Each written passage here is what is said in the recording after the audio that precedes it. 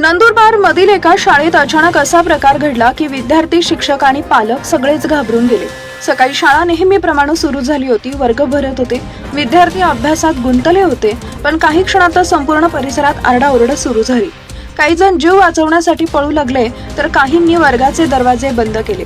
परिस्थिती एवढी बिघडली की काही शाळांना सुट्टी जाहीर करण्याची वेळ आली. नेमकं असं काय घडलं होतं? या घटनेबाबत माहिती देताना नंदुरबार मधील दुर्गाबाई रघुवंशी हायस्कूलचे उपप्राचार्य दीपक सोनवणे यांनी सांगितले की बुधवारी सकाळी सुमारे 10 वाजेच्या सुमारास एक माकड कॉलेजच्या परिसरात आले. सुरुवातीला ते मैदानात फिरत होतं, त्यानंतर ते थेट वर्गामध्ये शिरू लागले. काही वेळानं शाळेतील विद्यार्थी आले.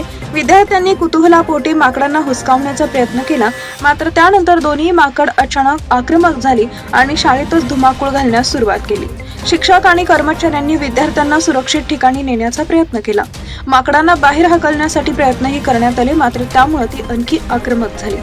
या गोंधळात एका शिक्षकावर हल्ला झाला आणि ते खाली पडून किरकोळ जखमी झाले.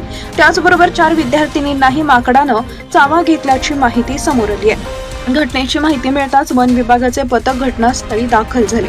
गेल्या 2 दिवसांपासून या दोन्ही माकडांना पकडण्यासाठी प्रयत्न सुरू आहेत, मात्र अद्याप त्यांना पकडण्यात यश आलेलं नाही. त्यामुळे वन विभाग सातत्यानं परिसरात गस्त घालत असून माकडांचा शोध सुरू आहे. उपप्राचार्य दीपक सोनवणे यांनी वन विभागाला विनंती करत या दोन्ही माकडांना पकडून सुरक्षितपणे जंगलात सोडावे अशी मागणी केली आहे. विद्यार्थ्यांच्या सुरक्षेचा प्रश्न गंभीर असल्यानं तातडीनं कारवाई करण्याची गरज त्यांनी व्यक्त केली आहे.